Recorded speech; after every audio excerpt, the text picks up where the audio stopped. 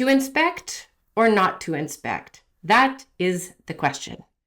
Well, actually, that is probably not exactly the way William Shakespeare said it, though it wasn't actually William Shakespeare. It was Prince Hamlet in Hamlet, but you get the idea. I just came back from a home inspection, a very, very wet home inspection. I had to dry myself off and before jumping on in front of a camera because it's literally raining almost cats and dogs, except for my 2 cats. They're very smart. They're in the house.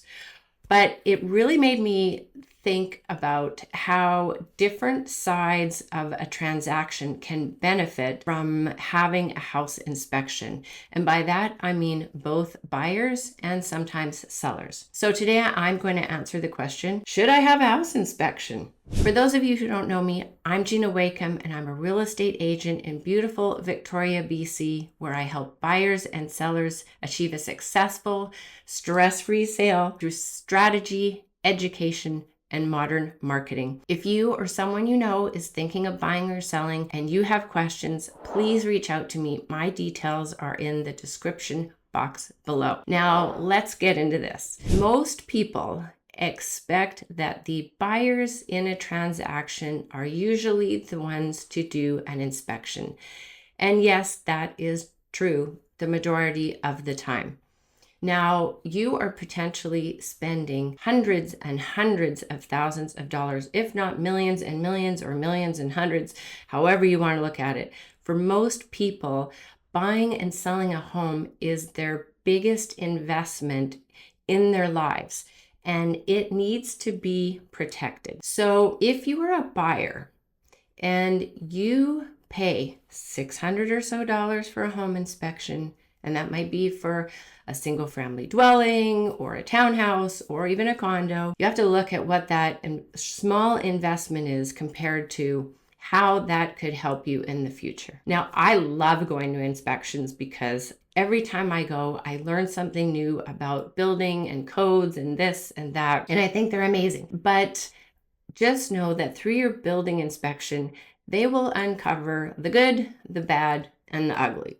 So if they uncover only good, which probably is not going to happen, well, very often, but say they uncover only good things. Okay, so they're going to give you advice of how to maintain that home all through your future years. So it's an incredibly valuable tool to have someone walk through that particular property with those particular features and tell you exactly how to maintain it through the years. Now, if they discover things that are more on the negative side, that's good. You want to know what you're buying. You want to know what you're getting into. You want to know the risk. And then you want to know if there are things that could be negotiated through this process of your contract where, you've got a subject to an inspection. The result of that inspection sometimes will require negotiation. Now, you're probably not going to want to negotiate cosmetic things. You're looking for more deficiencies, things that can cause health risks or injury, really badly deferred maintenance. And there's some caveats to that. But, you're not looking for the little things. If you're buying a house that's 15 years old, it's going to have things going on. I've even seen house inspections that people got for near brand new builds and we still discovered things. So if it's all good, great. You're going to get a future maintenance plan. If they discover some bad, okay, you can decide if you want to walk away or maybe negotiate. And if they bring up anything ugly, because we said the good, the bad, and the ugly, that's just cosmetic. You can fix that. Everybody's taste is different. If you're buying, again, a house that's quite a bit older, it doesn't mean there's something wrong with it. It just means maybe it could be improved or brought up maybe to today's code. Now, if you're a seller, there could be advantages to having an inspection done, mostly so there's no surprises for you. Because whatever you don't know, that buyer's going to know when they come in and get their inspection.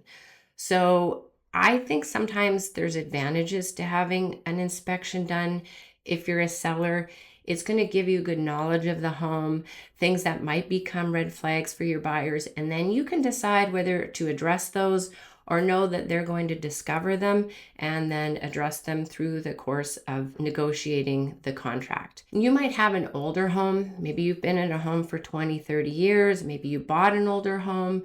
Maybe when you bought the home, you didn't really pay attention to like a lot of care. It was kind of like, oh, I'll just take care of that when things come up and fall apart. And you've maybe really deferred maintenance. That could be a very good reason, or those could be very good reasons to have a home inspection. Now, I will tell you that if I was acting for a buyer and the seller had a home inspection, and sometimes they're willing to share it, I think that's great. That's a first, level of information. Maybe you look at that before you make your offer, but I am going to advise my buyer to still get their own inspection so that they paid for an inspection that was for them and they got this result. It just has a layer of protection for everyone that relying on a seller's inspection may not. Now, the seller doesn't have to share that with you. They might be just doing it for their own benefit. But for example, when there were a lot of multiple offers and people were foregoing inspections, a lot of sellers did their own home inspection so they could at least provide the information to a buyer, helping that buyer along, because when you're making an unconditional offer, you're pretty much going in blind. So in that type of market, it was helpful for the buyers to have that information. It was provided from the seller, but again, not to be 100% relied on. It's like buyer beware of what is shared. I just made that one up, but you get the point. So when you think about it, is it worth $600 or so to facilitate a smooth sale, to make sure there's no surprises, to protect your investment, or to make sure you're not overpaying for a property because you discover that there are issues? It's a level of risk that you have to evaluate individually. Some people are very comfortable with, I'm just going to tear this house apart. Doesn't matter what's wrong with it because I'm taking it to the bones. And that's fine, understandable. But for other people who maybe it's their first investment and they're very cautious, that level of risk they're willing to take is just very different. If you're not getting an inspection before you sell your home, there are many things that you can look at on your own. So I will create a list of what those are and attach them down below so that you can download a document and have your own cheat sheet of what to look for. It's just going to save you so much hassle. It will not save me going out in the pouring rain because I'm still going to be showing up whether I'm representing the seller or the buyer to let that inspector in. And then I just sit and I listen. They're amazing. I love them. If you need help, I'm Gina Wakeham. My details are in the description box below, and I will link a checklist there for you so you can take a look at what you might be able to look at on your own. If you are still watching this video, please like it and subscribe. We take our time to do these things, and then it costs money, and then it's lights and camera and action, and it's really not my thing. I'd rather be out there with clients, but I want to help you. So thank you for watching. Go have a great day. I hope you were dry out there. We'll see you in the next video.